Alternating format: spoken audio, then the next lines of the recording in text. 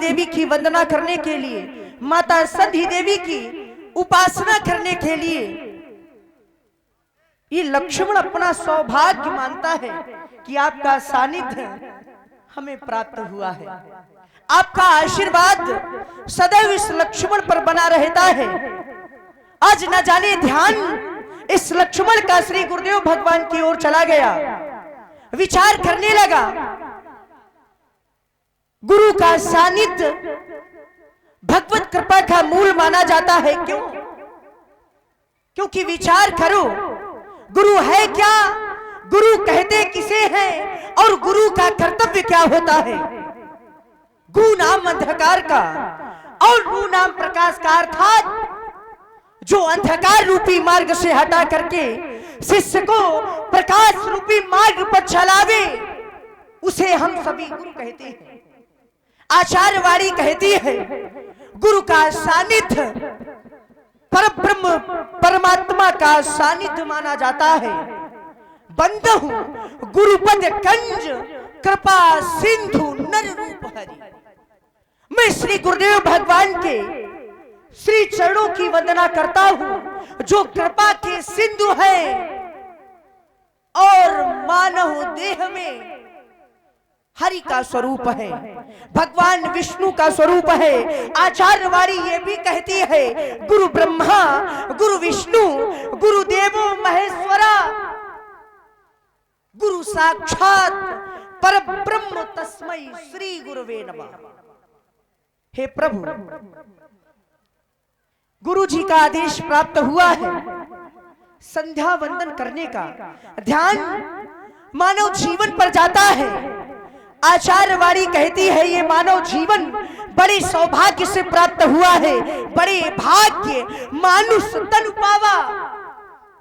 ऐसा लक्ष्मण नहीं कहता, अपितु वेद प्रमाणित करते हैं सुर दुर्लभ सद ग्रंथन गावा। और इस मानव शरीर को यदि पा गए हो प्यारे, तो इस मानव शरीर का महत्व समझो, क्योंकि 84 लाख योनियों में केवल मानव शरीर ही ऐसा है। अगर व्यक्ति चाहे, जीव चाहे,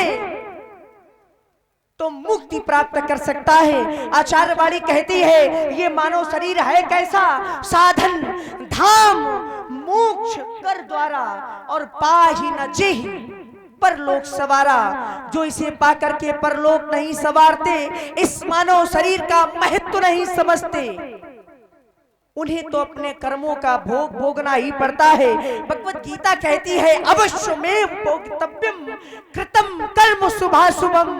अरे प्राणी, अवश्य भोगोगे जैसे तुम कृत, जैसे तुम कर्म कर रहे हो। आदेश प्राप्त हुआ है संध्या वंदन का, और ये सारा ब्रह्मांड जानता है, ये सारा संसार जानता है आराध्य, कि इस लक्ष्मण के तो आराध्य प्रभु आप हैं। आपको छोड़ करके इस लक्ष्मण ने इस संसार में किसी को नहीं जाना। मैंने तो बाल्यकाल की अवस्था से आपको जाना है। वारहिते निज हित पति जानी, तब लक्ष्मण राम चरण रति मानी। हमारा विश्वास कहता है अगर ये संसारवासी मोह रूपी रात्रि से बाहर निकल करके यदि आपके सच्चे मन से आराधना करें, आपका ध्यान करें और आपको जान जाएं, तो फिर इस संसार में किसी और को जानने की आवश्यकता नहीं रह जाएगी। परंतु कारण है, इस संसार में जानता वही है जिसे आप जनाते हैं। सो जाने ही जही देव जनाई, और जो जान जाता है तो फिर जानत तुम ही हुई जाई। माता रामो मत पिता रामचंद्र, स्वामी रामो मत सखा रामचंद्र, सर्वस्वमेव रामचंद्रो दयालु, नान्यम नैव जानी न जाने। इस लक्ष्मण के माता पिता बंधु गुरु जो कुछ भी है आप हैं, क्योंकि गुरु पितु मात न जानऊ का कहा स्वभाव नाथ पतियाहू, क्योंकि मोरे सबही एक तुम स्वामी। दीन बंधु उर अंतर्जामी लोकाभिरामम रण रंग धीरम राजीव नेत्रम रघुवर कंसनाथम कारुण्य रूपम प्रभु करुणा करंतम श्री रामचंद्रम शरणम प्रपद्ये। मैं आपके श्री चरणों की बार बार वंदना करता हूँ प्रभु, और एक निवेदन करता हूँ, इस लक्ष्मण के तन में जब तक श्वास है, जब तक ये लक्ष्मण जीवित है, तब तक आप अपने इन चरणों की सेवा में इस लक्ष्मण को सदैव लगाए रखना, सदैव लगाए रखना। प्रेमी भक्तजनों, एक बार उच्च स्वर से जय घोष करे, बोलिए प्रभु श्री रामचंद्र की जय हो, जय हो दयालु प्रभु आपकी जय हो। भैया हारमोनियम का माइक क्यों बंद करते हो आप? खोलो। प्रभु श्री राम जी अनुज लक्ष्मण के सहित संध्या वंदन कर रहे थे, और संध्या वंदन करने के पश्चात पूर्व दिशा की ओर दृष्टि गई।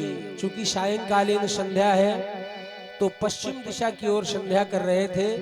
वापस पूर्व दिशा की ओर गुरुदेव भगवान की ओर जैसे ही लौटने लगे तो देखा, दृष्टि गई आकाश मंडल में चंद्रमा का उदय हुआ। उसी क्षण प्रभु श्री राम जी की दृष्टि गई, और आज चंद्रमा श्री राम को बड़ा ही सुंदर लग रहा है। सीता के मुख के समान प्रतीत हो रहा है आज चंद्रमा। प्राची दिशि शशि मुयबु सुहावा,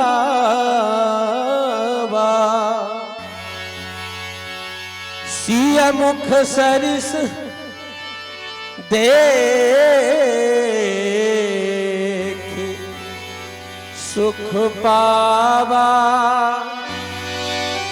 बहुरी विचार कीन मन माही, सीय बदन सम हिम करना।